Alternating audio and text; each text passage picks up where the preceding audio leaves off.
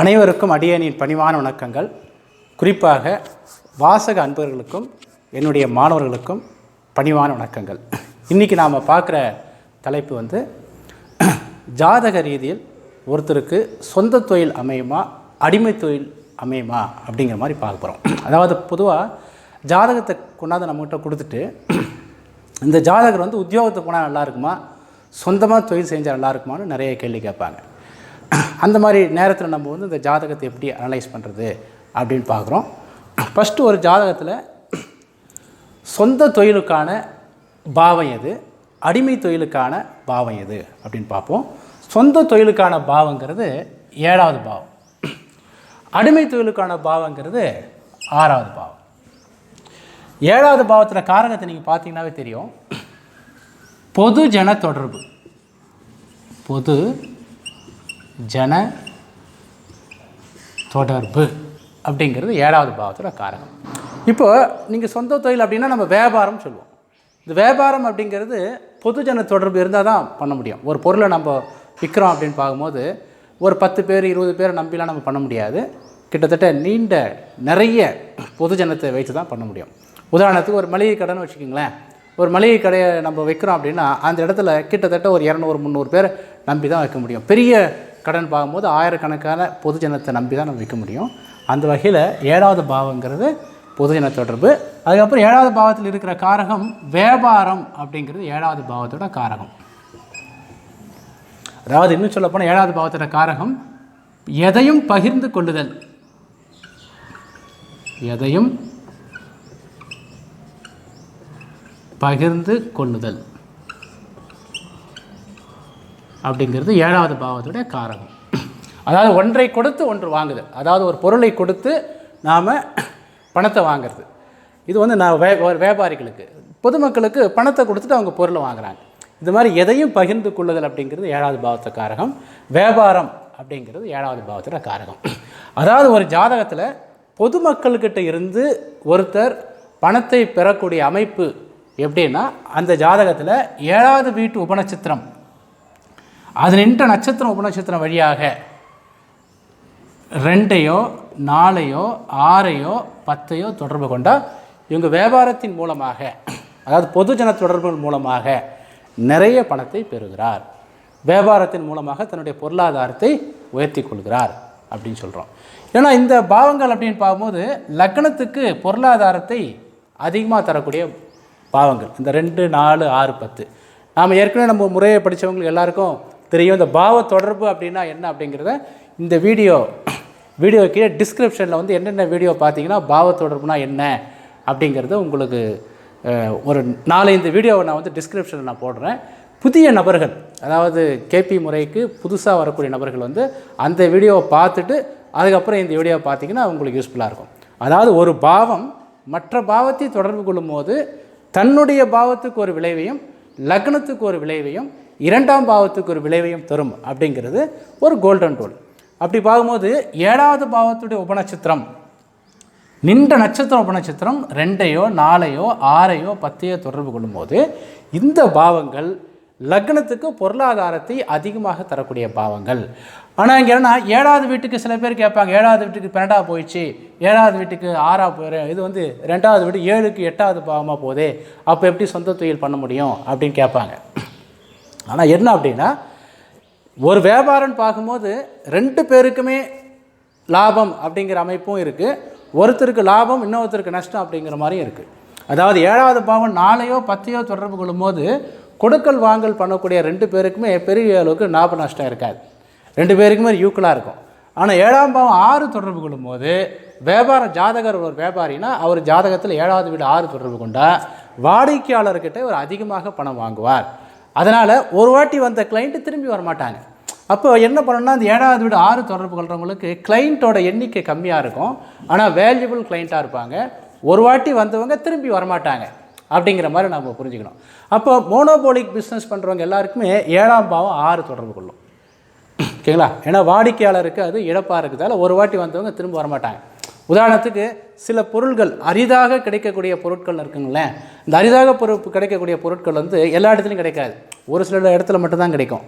அதனால் அவங்களுக்கு 7ஆம் பாவம் 6 தொடர்பு கொண்டாலும் கூட அது லக்னத்துடைய 2ஆம் பாவத்துக்கு சாதகமாக இருக்கிறதால அங்கே சொந்த தொழில் நல்லாவே இருக்குன்னு எடுத்துக்கலாம். ஓகே சார், நான் முதல்ல 7வது பாவத்தை பற்றி முடிச்சிடுறேன். 6ஆம் பாவத்துக்கு அப்புறம் வரேன் நான். அதாவது உத்தியோகம், மாத சம்பளம் அப்படிங்கிற உத்தியோகத்துக்கு வரேன். 7வது பாவத்தில் இன்னொருடைய காரகம் என்னென்னா பரவல் அப்படின்னு ஒரு காரகம் இருக்குது. பரவல் அப்படின்னா பரவலாக்குதல்னு சொல்கிறோம் இல்லையா? அதாவது ஒரு விஷயம் வந்து ஒரே இடத்துல குவிஞ்சு இல்லாமல் பரவலாக இருக்குது. அப்படின்னா என்ன மீனிங்னா, இப்போ மாத சம்பளம் அப்படின்னு பார்க்கும்போது உங்களுக்கு மாதத்தில் ஒரு நாள் தான் உங்களுக்கு சம்பளம் கிடைக்க போகுது. ஒரு மாதம் ஃபுல்லாக உழைச்சிட்டு அதுக்கப்புறம் 1ஆம் தேதியோ அல்லது 5ஆம் தேதியோ அவங்க சம்பளம் கொடுப்பாங்க, மொத்தமாக ஒரு அமௌண்ட் கொடுப்பாங்க. ஆனால் வியாபாரம்னு பார்க்கும்போது டெய்லி வருமானம் வந்துட்டுருக்கும். இன்னும் டெய்லின்னு சொல்கிறதுக்குள்ளே சில வியாபாரம்லாம் வந்து மணிக்கு மணி பணம் வந்துகிட்டே இருக்கும், சிறுக சிறுக சிறுக சிறுக பணம் வந்துட்டுருக்கும். அதுதான் பரவல் அப்படின்னு சொல்கிறோம். 7வது பாவத்துக்கு பரவலாக்குதல், அதாவது டெய்லி இன்கம் வரக்கூடிய அமைப்பா அப்படிங்கிறது தான் அந்த 7வது பாவம். அதாவது வரக்கூடிய வருமானம் மொத்தமாக வராமல் ஒரு பரவலாக வரக்கூடிய அமைப்பா அப்படிங்கிறது 7வது பாவத்து. 7வது பாவம் 2, 4, 6, 10ன்னு வரும்போது அவங்களுக்கு ஒரு பரவலான இன்கம் அந்த மாதத்தில் ஒரு மாதம் அப்படின்னு பார்க்கும்போது அதில் கிட்டத்தட்ட ஒரு நாளைக்கு டெய்லி இன்கம் வரக்கூடிய ஒரு அமைப்பு கொடுத்தது. ஓகேங்களா? இது 6வது பாவம் 2, 4, 6, 10 தொடர்பு கொள்ளும்போது அவங்க மாத சம்பளம் 6வது பாவம் வலுப்பெறுறதால அங்கே மாத சம்பளம்ங்கிறது சிறப்பாக இருக்குன்னு எடுத்துக்கலாம். முதல்ல 7வது பாவத்துக்கு வந்துடுறேன். இப்போ 7வது பாவம், அதுக்கப்புறம் 7வது பாவம் 2, 4, 6, 10 தவிர்த்து வேறு பாவங்களை தொடர்பு கொண்டு அவங்க தொழில் பண்ண முடியாது அப்படின்னா அப்பவும் பண்ணலாம். 7ஆம் பாவம் 1, 3, 7, 11 இந்த 4 பாவத்தையும் தொடர்பு கொள்ளும்போது இவங்களும் வியாபாரம் பண்ணலாம். ஆனால் இந்த வியாபாரத்துக்கும் என்ன வித்தியாசம்னா, 7வது பாவம் 1, 3, 7, 11வது பாவத்தை தொடர்பு கொள்ளும்போது பண்ணக்கூடிய வியாபாரமானது எப்படி இருக்குன்னா வாடிக்கையாளர்கள் நிறைய இருக்கிற மாதிரி.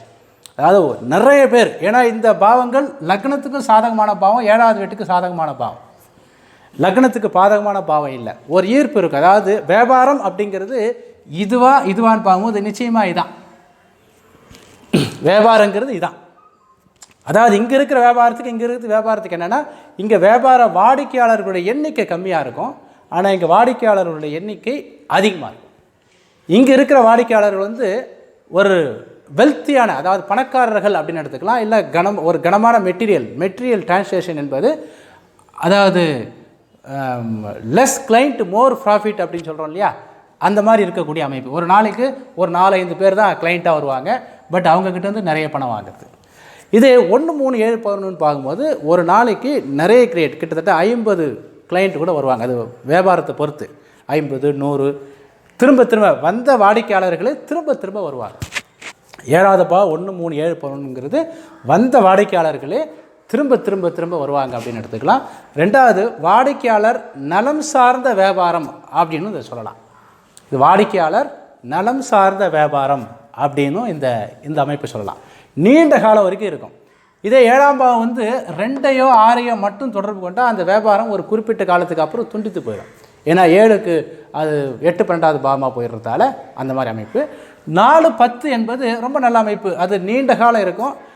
2வது அங்கேயும் வாடிக்கையாளர் எண்ணிக்கை கம்மியாக இருக்கும், ஒரு காம்படிட்டிவாக இருக்கும். ஓகேங்களா?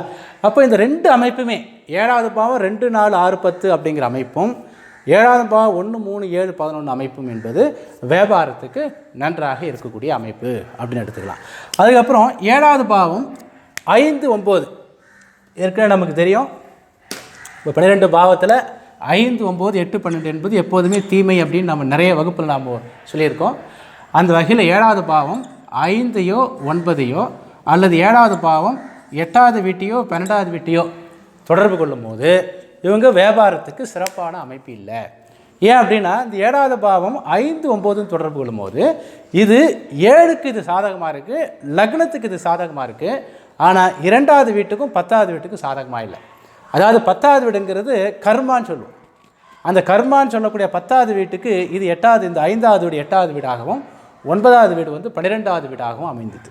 அதனால் இங்கே என்ன அப்படின்னா, வியாபாரத்தின் வழியாக பொருளாதார முன்னேற்றம் இருக்காது, வியாபாரத்தை தொடர்ந்து நடத்த முடியாது.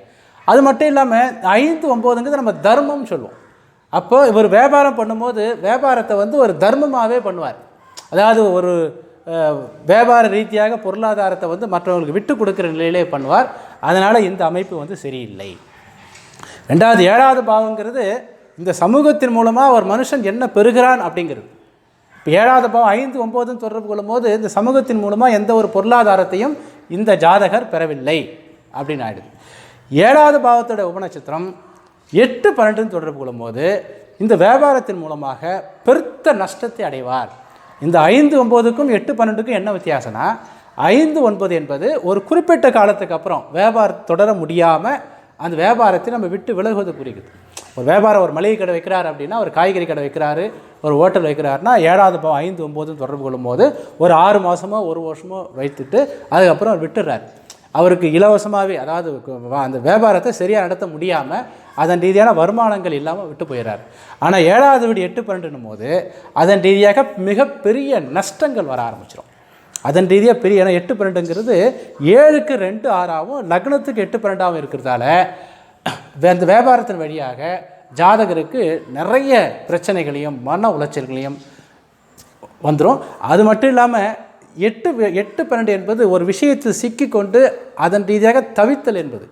அதாவது 7, 5, 9 தொடர்பு கொள்ளும்போது இவங்க என்ன பண்ணுவாங்கன்னா ஒரு வாடகைக்கு இடம் பிடிச்சி ஒரு வியாபாரம் பண்ணி அதுக்கப்புறம் தேவையான பொருட்கள் கொஞ்ச நாள் பார்ப்பாங்க, முடியலைங்கிறதுல அப்புறம் விட்டுட்டு வந்துடுவாங்க. இவங்க கன்ஸ்ட்ரக்ஷன் பண்ணி பெரிய பொருளை வாங்கி நிறைய இன்வெஸ்ட்மெண்ட் பண்ணி வியாபாரத்தின் மூலமாக பிரச்சனைகளும் சந்தித்து கடன் நிறைய கொடுத்து அது திரும்பி வராமல் போகிறது, இந்த மாதிரி நிறைய பிரச்சனைகளை அனுபவிக்கக்கூடிய அமைப்பு. அப்போது நம்முடைய வேர்க்கணித சார ஜோதிடத்தில் எந்த கேள்வி எடுத்தாலும் இந்த 4 ரூல் தான். இதை நம்ம சோர்ஸ், இது மேட்டர்னு சொல்கிறோம். சோர்ஸ் அப்படிங்கிறது என்னென்னா இந்த பாவத்தின் மூலமாக என்ன ஜாதகருக்கு கிடைக்கிறது. இங்கே 2, 4, 6, 10ங்கிறது ஒரு பொது விதி தான். இது 7வது பாவம் 2 தொடர்பு கொண்டா ஒரு விளைவு இருக்குது, 4 தொடர்பு கொண்டா ஒரு விளைவு இருக்குது, 6 தொடர்பு கொண்டா வேறு விளைவு, 10 தொடர்பு கொண்டா வேறு விளைவு. இப்போ 7வது வீடு 10 தொடர்பு கொண்டா என்ன அப்படின்னா வியாபாரத்தில் மிகப்பெரிய ஆளுமை மிக்க நபராக இருப்பார். 7வது பாவம் 10 தொடர்பு கொள்ளும்போது வியாபாரத்தில் மிகப்பெரிய ஆளுமை, ஒரு கார்ப்பரேட் நிறுவனம் அப்படின்னு சொல்கிறோம் இல்லையா. அதாவது இவர் யார்? 7வது பாவம் என்பது வாழ்க்கையில் நாம் சந்திக்கக்கூடிய நபர்கள் 7வது பாவம். வாழ்க்கையில் நம்ம யார் யாரெல்லாம் சந்திக்கிறோமோ அவங்க எல்லாரையும் நம்ம என்ன சொல்கிறோன்னா 7வது பாவம் அப்படின்னு சொல்கிறோம். அப்போ 7வது பாவம் 10 தொடர்பு கொள்ளும்போது நம்ம என்ன சொல்கிறோம், நம்ம வாழ்க்கையில் நிறைய யார் யாரெல்லாம் சந்திக்கிறோமோ அந்த நபர்கள் மூலமாக ஜாதகருக்கு ஒரு அந்தஸ்து, கௌரவம் இதெல்லாம் கிடைக்குது. ஜாதகர் ஒரு மரியாதைக்குரிய நபராக இருக்கிறார். ஓகேங்களா. இதே 7க்கு எத்தனாவது பாவம்னா இது 4வது பாவம். ஓகேங்களா. 7வது வீட்டுக்கு இது 4வது பாவம். அப்போ 7வது வீட்டுக்கு 4வது பாவங்கிறதால இவர் ஒரு வியாபாரம் பண்ணுறார். 7வது பாவம் 10 தொடர்பு கொண்டவர் ஒருத்தர் வியாபாரம் பண்ணுறாருன்னா இவர் லக்னத்துக்கு இது எந்த பிரச்சனையும் இல்லை. இந்த 10 என்பது ஜாதகருடைய லக்னத்துக்கு பிரச்சனை இல்லை, 2வது வீட்டுக்கு பிரச்சனை இல்லை.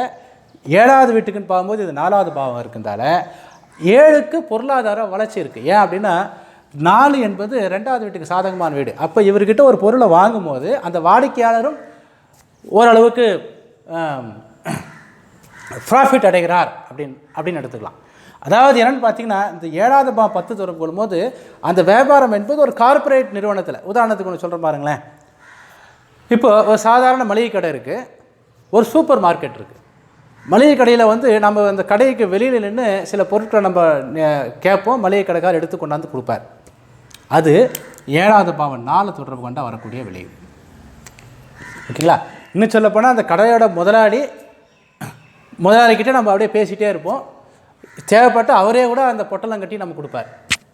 ஏன்னா இந்த 4 என்பது லக்னத்துடைய சுய கௌரவத்துக்கு கொஞ்சம் பாதிப்பு தரக்கூடிய பாவம் தான். ஏன் 4 சுய கௌரவத்துக்கு பாதிப்புன்றோம்? சுய கௌரவம் என்பது லக்ன பாவம். லக்ன பாவத்துக்கு இது 4வது பாவம் என்பது உங்களுக்கு இது என்ன சொல்லுவோன்னா லக்னத்துக்கு 70% சுய கௌரவத்தை குறைக்கக்கூடிய பாவம். ஓகேங்களா. ஆனால் 10 என்பது என்ன ஆகுதுன்னா லக்னத்துக்கு 70% கௌரவத்தை கொடுக்கக்கூடிய பாவம், 2வது வீட்டுக்கு சாதகமான பாவம். இந்த 4க்கும் 10க்கும் என்ன வித்தியாசம்னா 4 என்பது குறுந்தொழில் அப்படின்னு சொல்லுவோம், 10 என்பது கார்ப்பரேட் அப்படின்னு சொல்லுவோம். குறுந்தொழில் என்பது 4ஆம் பாவம், 10 என்பது கார்ப்பரேட்.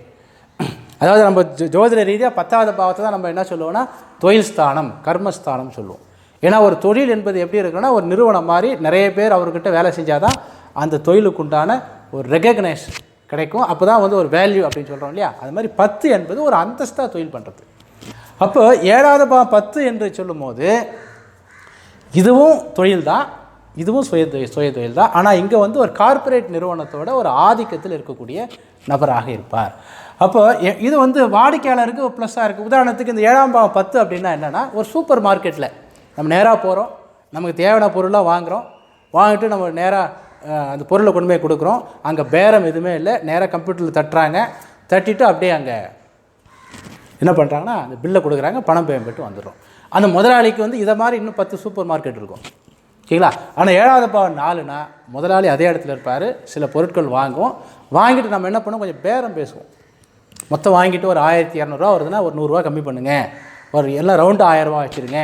ஏன்னா இந்த 4 என்பது இந்த கௌரவம், அதாவது லக்னத்துக்கு அந்த வியாபாரம் பண்ணுறவங்களுக்கு ஒரு கௌரவ குறைவை கொடுக்குறதால வேறு வழி இல்லாமல் அவனும் ஒரு ஃபிக்ஸட் ரேட்டு வச்சுருப்பான். பட் இருந்தாலும் வந்து கொஞ்சம் பேரம் பேசுறது இந்த மாதிரி கொஞ்சம் இருக்குன்னு வச்சுங்களேன். ஆனால் இந்த 10ங்கிறது அது மாதிரி இல்லை. அந்த மாதிரி நம்ம இன்னும் விரிவாக இதை பற்றி ஒவ்வொரு பாகமும், இந்த 7ஆம் பாவம் 2 தொடர்பு கொண்டா என்ன, 4 தொடர்பு கொண்டா என்ன, 6 தொடர்பு கொண்டா என்ன, 10 தொடர்பு கொண்டான்னு விரிவாக நம்ம பார்க்குறதுக்கு என்னுடைய தொழில் ஜாதகமும் தொழில் அமைப்பும் அப்படிங்கிற புத்தகம் வந்து நான் எழுதியிருக்கேன். அந்த புத்தகத்தை நீங்கள் போய் பார்த்தீங்கன்னா அதில் தெளிவாக வந்து 10வது பாவத்துடைய விளைவுகள் எல்லாம் கொடுத்துருப்பேன், தொழில்கள் சம்பந்தமான விஷயங்கள் எல்லாம் நான் கொடுத்துருப்பேன். அதை பார்க்கும்போது உங்களுக்கு நிறைய ஒரு கிரியேட்டிவிட்டி வரும். ஏன்னா பாவ காரங்கள் என்பது இங்கே வகுப்பு என்பது என்னென்னா நம்ம ப்ராக்டிக்கல் ரீதியாக நம்ம எடுக்கிறோம். இங்கே தியரிட்டிக்கல் ரீதியாக நல்லா டெவலப் ஆகணும்னா ஜாதகமும் தொழில் அமைப்பும் அப்படிங்கிற இந்த புத்தகம் வந்து நீங்கள் வாங்கி படிச்சிங்கன்னா இதில் வந்து 12 பாவத்துடைய காரக தொழில்கள், 12 பாவங்கள், 10ஆம் பாவத்தை 12 பாவங்கள் தொடர்பு கொள்வதால் வரக்கூடிய விளைவுகளும்,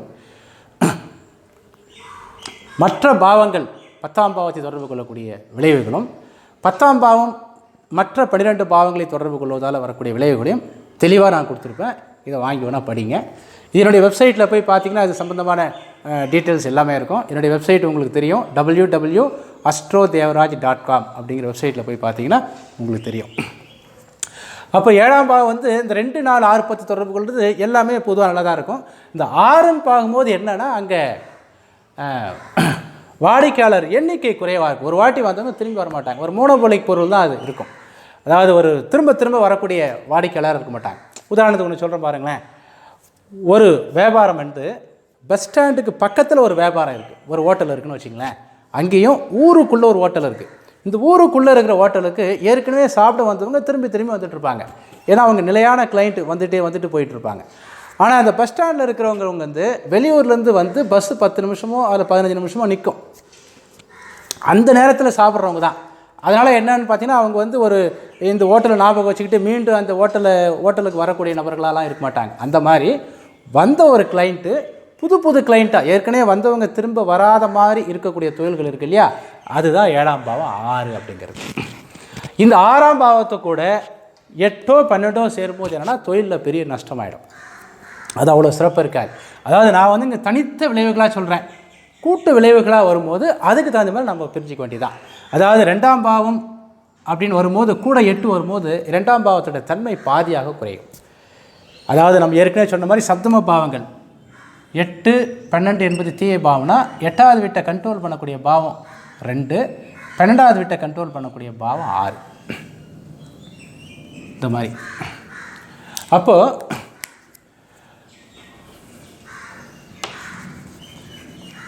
8வது வீட்டை கண்ட்ரோல் பண்ணக்கூடிய பாவம் 2, 12வது வீட்டை கண்ட்ரோல் பண்ணக்கூடிய பாவம் 6 நம்ம எடுத்துக்கிறோம்.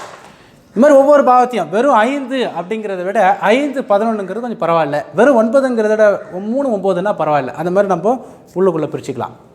ஓகேங்களா. அந்த வகையில் ஃபஸ்ட்டு ஒரு ஜாதகத்தில் 7வது வீடு 2, 4, 6, 10 அல்லது 1, 3, 7, 11 தொடர்பு கொண்டால் இவங்க வியாபாரத்தின் வழியாக தன்னுடைய பொருளாதாரத்தை உயர்த்தி கொள்ளலாம். இந்த 2